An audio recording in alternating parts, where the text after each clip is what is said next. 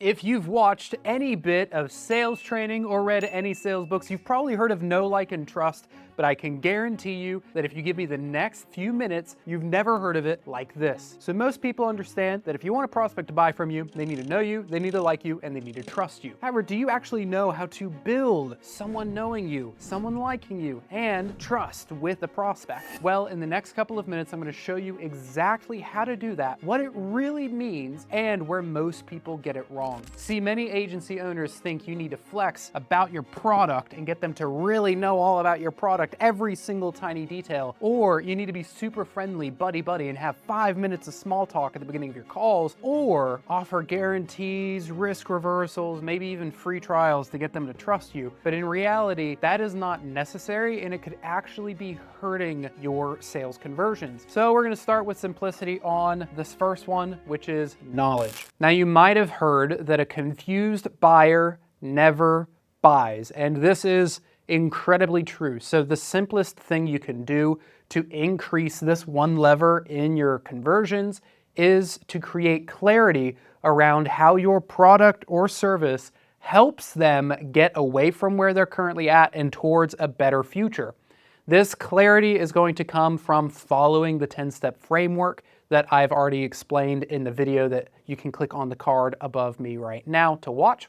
It's also done through a proper pitch or consultation, which again, I go through my way of doing pitching in that 10-step framework video that you can watch on the card, which is above me right now. But there are just a few simple tweaks that you can make to how you pitch that will increase the clarity that they have around your service and therefore make them more understanding of how it's going to solve their problem and, again, more likely to buy from you. One, when you are pitching, you want to tie the elements of your service directly back to what they said their problems or their pain was. So many times I'm watching agency owners pitch and their pitch is copy-paste the same thing on every single call, and there's no correlation between what the prospect said in discovery and what the salesperson is saying in the pitch. And so it doesn't feel personal, and there is no clarity on how this specific service solves this specific problem. So very simply, when you are presenting your solution, frame it as a solution to the problem that they said earlier in the conversation. Here's an example. If they say earlier in the conversation, man, the leads that I'm getting from this other agency, they're just not very high quality. And you ask, what do you mean by that? And they explain, well, it's because when I call them, they don't answer, or they say that they actually aren't interested. They remember clicking on the ad in the first place. Then when you get to your solution, let's say, for example, you offer ISA services where you reach out to the lead immediately through a call center. So you can say, hey, remember when you said that you were struggling to get people on the phone that remembered filling out the form? Well, that's actually due to the gap between when the lead opted in and when they're being contacted. See, you're a busy individual, which means that you don't have time to sit around by your phone all day and answer the phone for all of these leads. However, we fix that by creating an in-house call center that every single lead that we generate for you will be filtered through, and we will call them within 30 seconds of them filling out the ad. That means that every single lead that we generate will not only remember filling out the form, but they'll also be more interested and leaned in because they just saw the ad that captured their attention in the first place. Then, if they're qualified, we pass them off to you via a live transfer. And that means that you only get the hot qualified leads. Does that make sense? Does that feel different than what you've tried before? Does that solve your problem? Now they have full clarity on what it is that you're doing and more specifically how it solves their particular issue. There is no confusion. It's incredibly powerful and incredibly simple. And there's a second thing that you can do to increase the clarity that they have around what it is that you are offering, and it's just simply asking them what it is that they think about it, what's unclear as you move through your pitch. Again, this sounds so simple, but you'd be surprised at just how few agency owners are actually doing it. As you move through your consultative pitch, ask them questions like, what do you think about that? Does that make sense? Do you see how that would help you solve your problem? What parts of that do you think would help you the most? What part of that might be unclear? And you want to clear up any of the misunderstandings before you get too deep into the call and find out that they had a misunderstanding much earlier that you never cleared up and therefore they don't buy from you. So we've established that they need to know how you can help them and have full clarity on that. The second is like. Now, the most common mistake that I see with agency owners and sales reps is that they spend a boatload of time making small talk, trying to build rapport by talking about the weather or sports and being buddy-buddy with the person that they're speaking to. And that's not actually moving you closer to the sale, it's in fact moving you further from the sale, because now the prospect just sees you as a friend.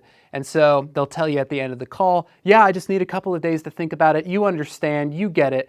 And then when you try to guide them or lead them, they push back because you've put yourself in this box of being their pal and their buddy, rather than being someone that they look up to lead them, which we'll get into a little bit deeper when we talk about trusting. But when we talk about them liking you, it's not just you having a smile on your face and being disarming and being welcoming. That's a small part of it. A much larger part of it is how well they feel like they can relate to you and how well they feel like you care about their problems and their business. See, people like people who give a lot of craps about them. In other words, if you want to be more liked, show more interest in people other than yourself. Crazy how that works. So very simply, listen intently when the person is speaking to you. Show that you understand where they're coming from. Actually give a shit. And you would be shocked at how much people open up to you when they see that you care. One of my favorite quotes for influence and communication is a quote by Theodore Roosevelt that says, "People don't care how much you know until they know how much you care." And when it comes to being liked by the person you're speaking to, that is a much bigger piece of the equation than talking about sports or the weather and being their buddy. So how do you do this on a sales call? Well, for starters, don't spend 5 minutes making small talk at the beginning of the call. I promise you that is not moving you closer to the sale. Instead, actively listen to the prospect as they are speaking to you. Actively put yourself in their shoes, understand where they're coming from, be curious, want to know. And if something isn't clear to you, then ask to clarify. Pro tip, you can do this really effectively in what I call the label step of the call. After you do the discovery and you ask all the questions and you hear about their situation, their goals, things like that, I will often tell them what they told me, their story, their situation back to them in my own words. So rather than just regurgitating the exact words that they said, I'll show that I understand and that I was listening by being able to say everything that they spent 20 minutes telling me and chunk it down to a simple story that I can boil down in 20 seconds. And then when I do that, you'd be shocked. Like they literally go, wow, I couldn't have said it better myself, or man, you really hit the nail on the head, or man, you've been listening. And it's insane, just the impact that listening to someone can have. And because they see how much you genuinely care about them, their success, their story, their business, then they will trust you to lead them on to the next step of their journey, which then obviously leads into the final of the three, trust. Now I'm going to break down the trust step into two different components, which will require me to erase this board so that I can draw it out for you. But there are two pieces to the prospect trusting you. The first one is that they want to see that you are able to help them and that you are willing to help them. So able and willing are the two components for a prospect to trust you.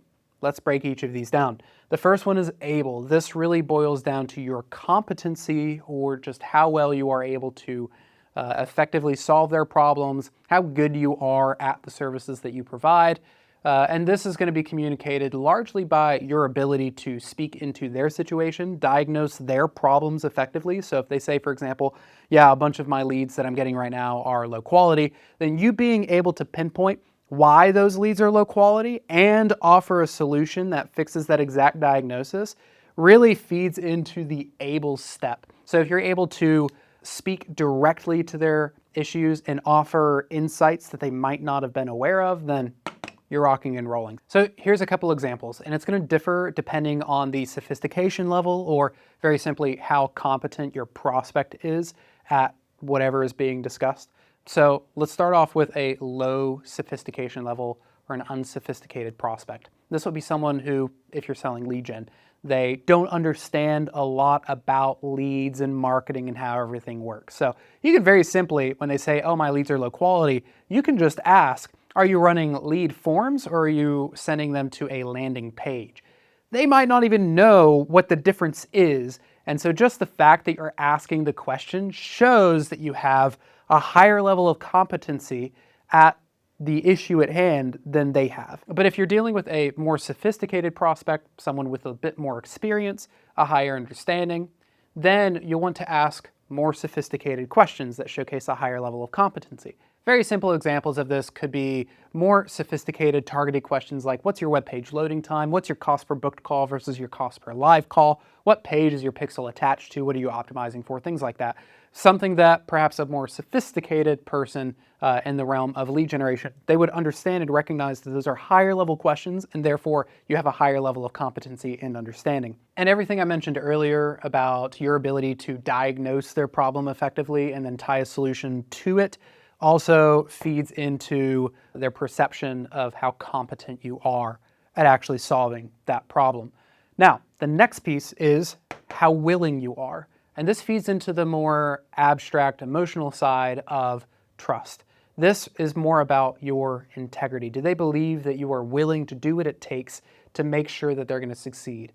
Or are you looking primarily for your own interests, even if it comes at the expense of their safety? And this is what makes people decide really whether or not they're going to trust to buy from you or someone else.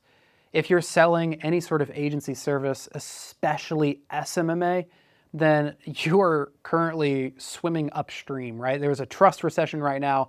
Very few buyers are hopping onto calls without already having worked with 5 other marketing agencies that screwed them over. They were being run by 19-year-old kids that just wanted the Miami penthouse without any sort of interest of serving the clients well. They just wanted the money without actually taking care of the people they were working with. And so a lot of these buyers are coming onto the call skeptical. They don't know if you're willing to do what it takes. I help mitigate a lot of that skepticism on sales calls by, one, just genuinely giving a crap about them and actually being willing to do whatever it takes to serve them.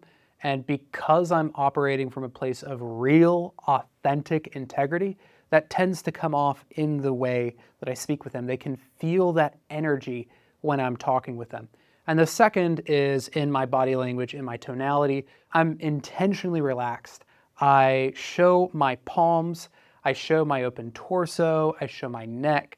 I'm very expressive, I smile a lot. These are all very subtle cues that can communicate to another person, hey, I'm not here to hurt you, I'm actually here to help. When it comes to body language and tonality, there's actually a few simple tricks that you can start implementing right now on your calls today that will slightly increase the level of trust that they have with you. For starters, you want to show more of your palms, your open torso, and your neck. These are the vulnerable parts of the body, and you being willing to show it makes them feel like you're not hiding anything from them. You're open, right? Which then obviously leads them to be more open with you, especially opening their wallet. And in the tonality, there's a couple of things that I do as well. Whenever I'm communicating certain ideas that have a bit of weight behind it, I want them to feel safe. I want them to feel like I'm certain and I've got my bearings with me. I'll use what's called downward tonality. So for example, with the price, when I drop the price, I say, and that'll be 12 grand. I go down at the end of my sentence, and this subconsciously communicates an air of certainty behind the words that I'm saying. Versus if I said, and that'll be 12 grand, or that'll be 12 grand. And saying it with upward tonality, like it just doesn't fly. I wouldn't want to buy from someone that drops the price like that. And finally, I talk about this a lot, but a warm smile goes a really long way on a sales call. So again, if you want your prospect to trust you on the sales call, you need to showcase that you are able to solve their problem and that you are willing to solve their problems. When you nail these two, they're more likely to entrust you with their business and their funds. If you want to collect more money on your sales calls, you need to nail knowing, liking, and trusting, meaning that they need to know with full clarity, no confusion, how your specific service or program helps solve their specific problem or pain. They need to like you, not as a buddy-buddy, but they need to understand that you genuinely care about them and that you can relate, you get where they're coming from. And they need to trust that you are able to solve their problem and willing to do what it takes to ensure that they succeed. If you've hit all three things, there's no reason why they wouldn't hand you their credit card at the end of the sales call. But if you want more specific tactics, strategies, and principles on how to drive more sales in your agency, click on the little subscribe button below with a little bell so you get notified every time a new training video like this comes out. And if you really like this video, drop a like. It helps the YouTube algorithm push this video out to more agency owners who need it. Otherwise, I'll see you on the next video. Bye!